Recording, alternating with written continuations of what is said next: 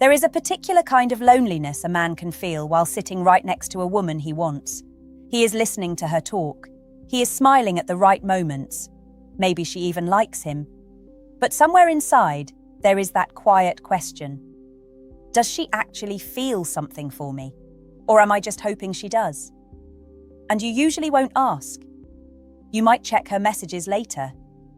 You might replay the conversation in your head. You might remember one look she gave you and wonder if it meant something. Then you tell yourself to stop thinking about it. You don't, because when you genuinely care about someone, uncertainty becomes strangely loud. And there is something I've noticed after watching people navigate relationships for years.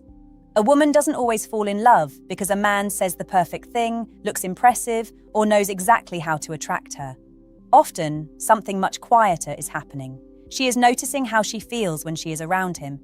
Does she feel that she has to perform? Does she feel watched? Does she feel pressured to decide what she feels before she's ready? Or does she feel that she can simply be there? That difference can be enormous. And if you've ever been the man who tried harder and somehow watched her become more distant, you may recognize what I'm talking about.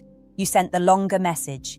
You made yourself available. You remembered the little things. You tried to prove that you were serious. And perhaps without realizing it, you started measuring her interest by how much reassurance she gave you.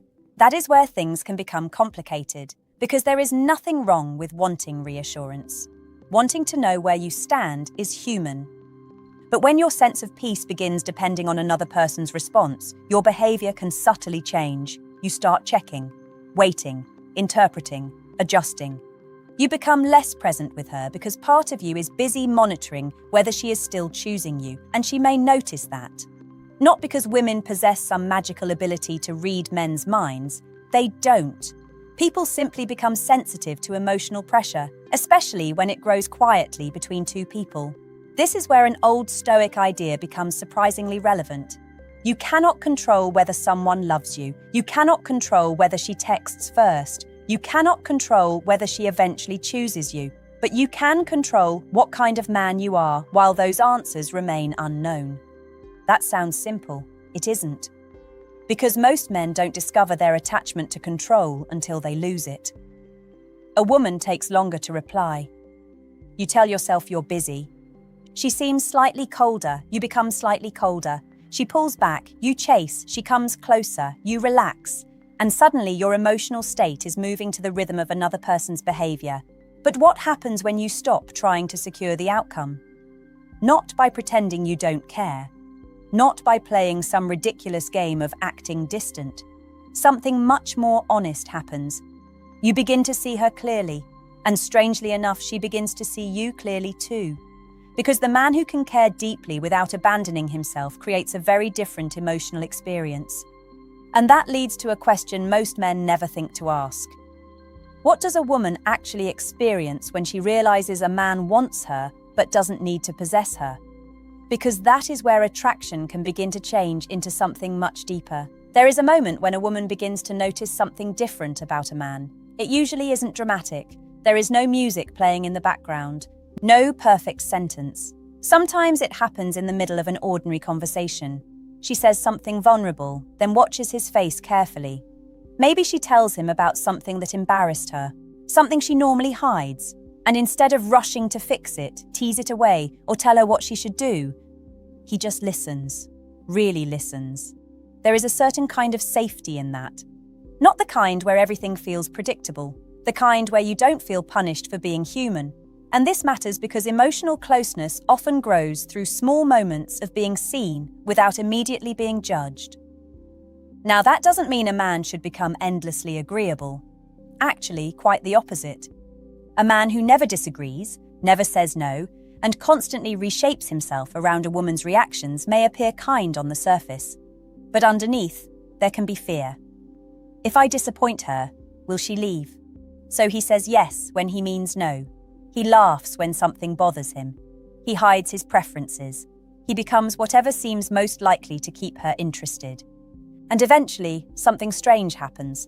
He gets the attention he wanted, but he doesn't feel respected, sometimes not even by himself. This is one of the quieter problems with trying too hard to be liked. You can become so focused on being chosen that you stop asking whether you would choose the person standing in front of you. That question changes everything.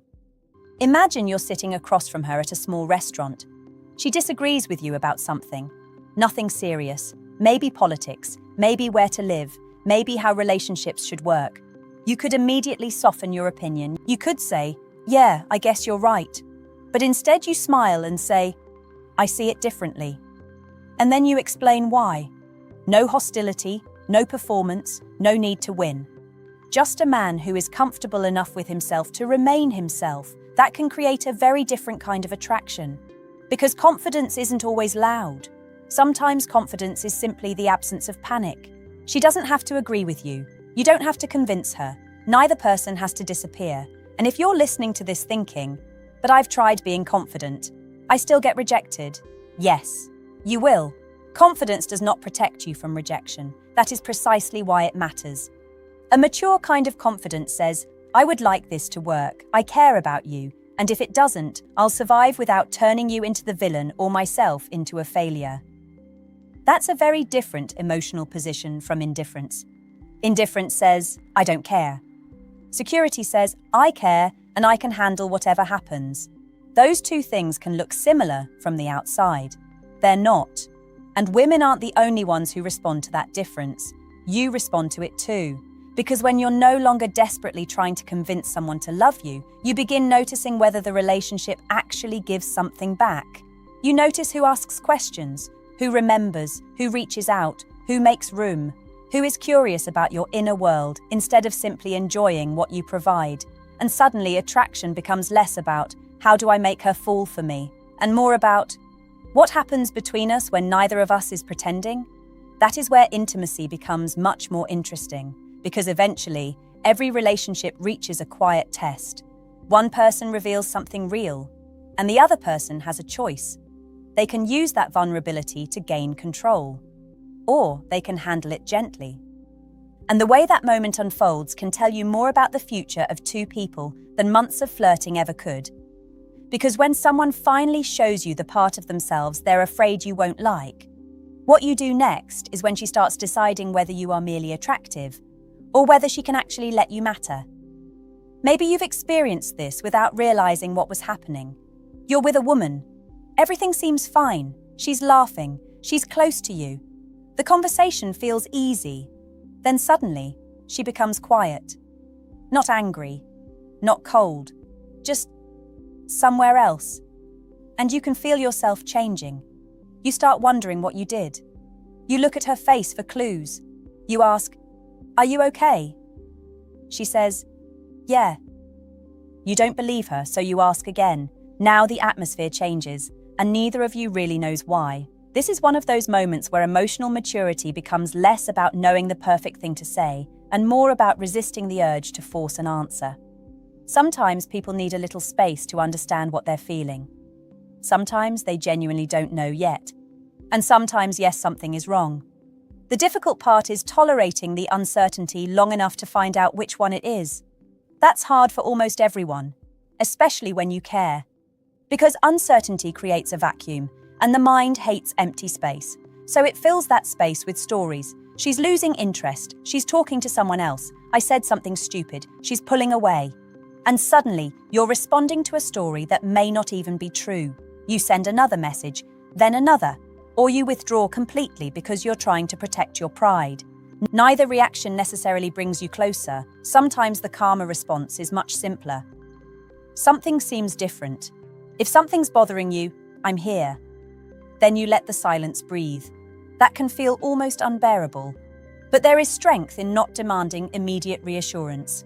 And this is where stoic thinking can be useful, not as emotional suppression, but as a reminder to separate what you know from what you're imagining. You know she became quiet. You don't know why. You know she hasn't replied yet. You don't know what she's thinking. You know you care about her. You don't know what she will eventually choose.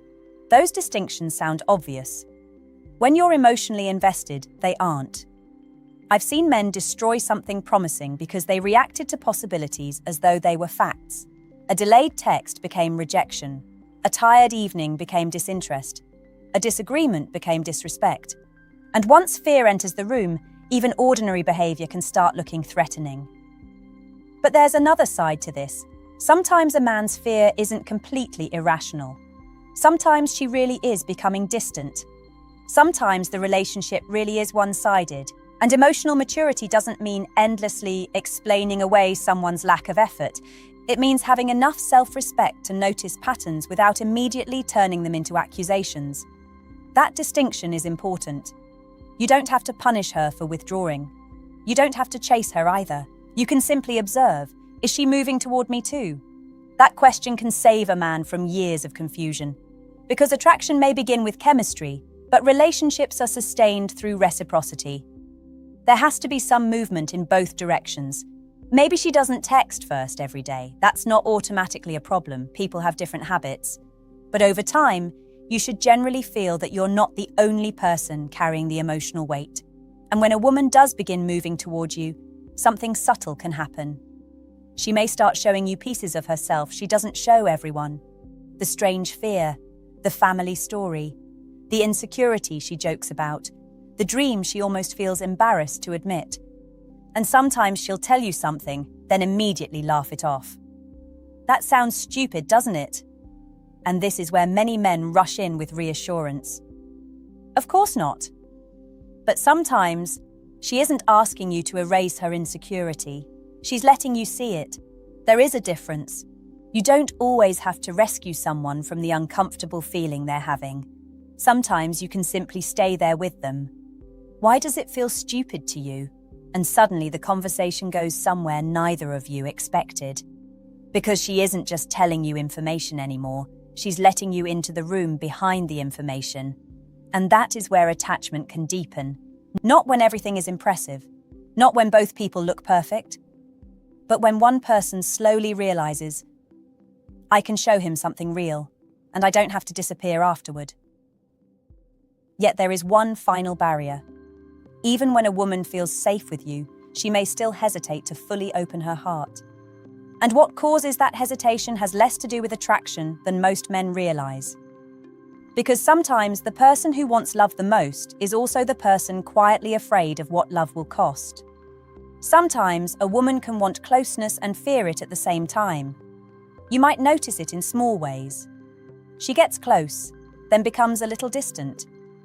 She tells you something personal, then changes the subject. She seems genuinely happy to see you, but when the relationship starts feeling more serious, she becomes uncertain. And if you're the man on the other side of that, it can be maddening, because your mind wants a clean explanation. Does she want me or not? But human beings are rarely that clean. A person can care about you and still be afraid. A person can want intimacy and still have learned somewhere in life that intimacy comes with risk. That doesn't mean you should diagnose her. It doesn't mean you should chase harder. And it certainly doesn't mean you have to tolerate behavior that continually hurts you. It simply means that sometimes distance isn't proof that there was never connection. Sometimes it's evidence that connection has become emotionally significant. That's a subtle difference. Imagine she says, I don't know if I'm ready for this. The insecure part of you might immediately hear, I'm not enough, or she's about to leave. So you try to convince her. You explain why the relationship could work. You promise you'll be different. You tell her how much you care. And underneath every sentence is one desperate hope. Please don't go. But there is another response. You can say quietly, I understand. You don't have to decide everything tonight. And then you mean it. Not because you're pretending not to care. Because you understand that love freely given is different from love extracted through pressure. That moment can change the emotional atmosphere completely. She gets to breathe, and so do you. This is one of the strangest things about healthy attraction. Sometimes closeness grows when you stop trying to force closeness. Not because you're playing hard to get, because you're allowing another person to have an inner life separate from your wishes.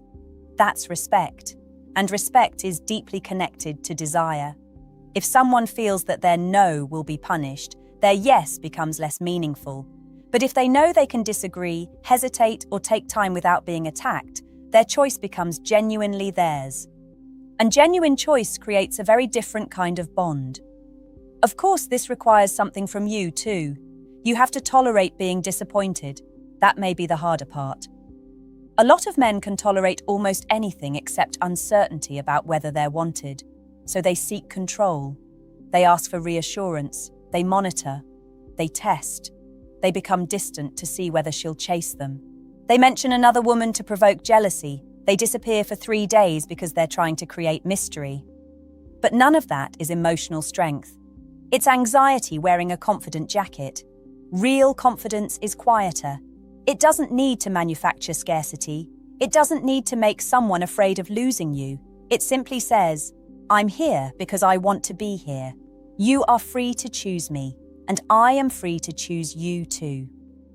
That last part matters, because love isn't only about being chosen, it's about choosing. And once a man remembers that, something inside him settles. He stops approaching women like they're judges handing out verdicts. He starts approaching them as human beings. He becomes curious. He listens. He notices whether conversation feels mutual. He notices whether affection is returned. He notices whether he can be himself. And strangely, this is often when he becomes more attractive. Not because he has learned some secret trick, because he has stopped performing. There is a kind of presence that comes from no longer needing every interaction to lead somewhere. You can sit across from her, enjoy the evening, look into her eyes, listen to the story she's telling, and not be secretly calculating what each smile means. You're actually there, and she can feel the difference. But there's one more thing that determines whether attraction becomes love, something quieter than chemistry, something that reveals itself after the excitement settles. When she has seen your confidence, your kindness, your flaws, your boundaries, and she begins asking herself a question she may never say aloud. Can I build a life beside this man without losing myself? And the answer isn't found in a perfect date. It's found in what happens when life stops being romantic. Eventually, every relationship leaves the beginning behind. The messages aren't as carefully written. The excitement becomes more ordinary. You see each other tired. You see each other irritated. You discover the little habits that weren't visible when everything was new. Maybe she has a difficult day and doesn't want to talk. Maybe you have one. Maybe something you said lands badly. Maybe she disappoints you. Maybe you disappoint her. And this is where attraction stops being an idea and starts becoming a relationship, because falling in love can happen during beautiful moments. But staying in love is often revealed during ordinary ones. Think about a small disagreement, nothing dramatic. She says, "You weren't really listening to me yesterday." Your first reaction is to defend yourself. "I was listening." You remember everything you did. You explain your side, and maybe you're right. But you notice her expression changing. So you stop. You say, "Okay, tell me what I missed." That sentence doesn't make you weak. It doesn't mean she's automatically right.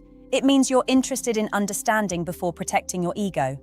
And that is a quality people often remember, not perfection, repair. The ability to come back after something goes wrong. Because eventually, the woman who cares about you will see your flaws. She'll discover that you're not always patient, you're not always confident. Sometimes you get scared, sometimes you say the wrong thing, sometimes you shut down. The question isn't whether she'll discover those things. She will. The deeper question is whether she experiences you as someone who can face himself. That's where emotional maturity becomes visible. A man who can say, "I handled that badly," without collapsing into shame is different from a man who needs to prove he was right every time. And there's something beautiful about that kind of man. He doesn't make every mistake a referendum on his worth. He can apologize without begging. He can set a boundary without cruelty. He can love without clinging.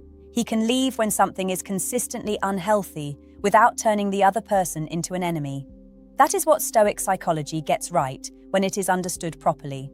The goal isn't to become cold, it's to become steady. To care deeply without handing someone else the steering wheel of your entire emotional life. And perhaps that's the part you've been searching for all along. Maybe you thought confidence meant becoming more impressive, more successful, more mysterious, more desirable. But perhaps some of the deepest confidence comes from a much simpler realization. You don't have to become extraordinary to deserve genuine love. You have to become honest enough to be known, and brave enough to find out whether the person you're with can meet you there. Because when a woman truly begins to fall in love, She isn't necessarily falling for a flawless version of you. She is gradually becoming attached to the experience of being with you. The way conversations feel, the way disagreements get repaired, the way she can tell you something difficult, the way you look at her when she isn't trying to impress anyone, the way she feels respected when she says no, the way she knows your affection isn't suddenly going to disappear because she had a bad day. Those things accumulate, quietly, until one evening she realizes that your presence has become part of the emotional landscape of her life, and perhaps she doesn't even know exactly when it happened. Neither do you.